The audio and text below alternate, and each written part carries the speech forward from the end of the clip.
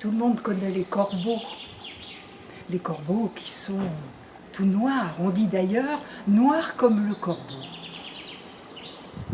Eh bien, on dit que ça n'a pas toujours été comme cela.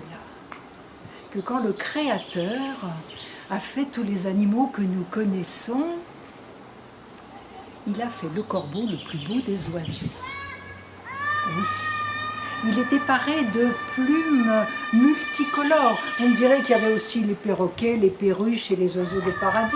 Mais à côté, ces oiseaux-là, c'était vraiment rien. Tellement le corbeau, lui, avait un plumage de toutes les teintes, de tous les camailleux, de toutes les nuances. Et c'était un spectacle si magnifique que quand les autres oiseaux et les autres animaux le croisaient, ils ne pouvaient s'empêcher de s'arrêter, de le contempler, de l'admirer. Ah, qu'est-ce que Corbeau était fier d'être ainsi le plus beau. Et les autres, ils les regardaient de haut, méprisants. Ils se pavanaient. Il profitait de la moindre flaque, de la moindre petite mare pour se mirer dedans.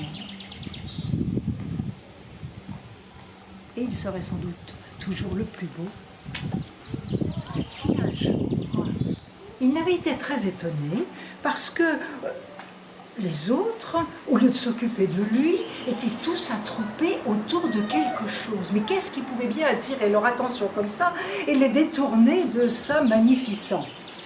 Bien sûr, il a écarté tout le monde, il s'est approché.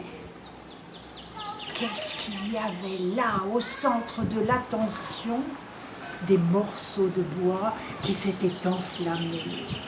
Des flammes qui montaient, des flammes de toutes les teintes, de toutes les nuances, de tous les camailleux, des flammes multicolores et qui non seulement avaient la beauté pour les yeux, mais qui chantaient, qui dansaient, un spectacle à nul autre pareil, fascinant.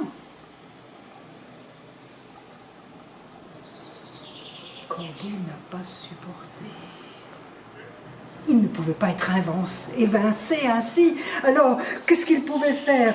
La seule chose auquel il a pensé, c'est se jeter sur le feu, aile déployée pour l'éteindre.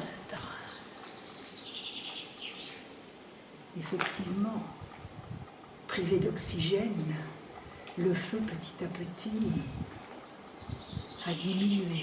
Et puis il n'y a plus qu'un mince filet de fumée grisâtre qui s'est élevé. Et Corbeau, tout heureux, s'est redressé, ses ailes déployées, attendant les applaudissements, les murmures de satisfaction, d'admiration des autres. Mais tout le public rassemblé lui a tourné le dos. Chacun est retourné à ses affaires. C'est là que Corbeau s'est regardé. Ses plumes, ses magnifiques plumes à nul autre pareilles, en éteignant le feu, s'étaient brûlées, étaient devenues noires. Noires, comme le corbeau.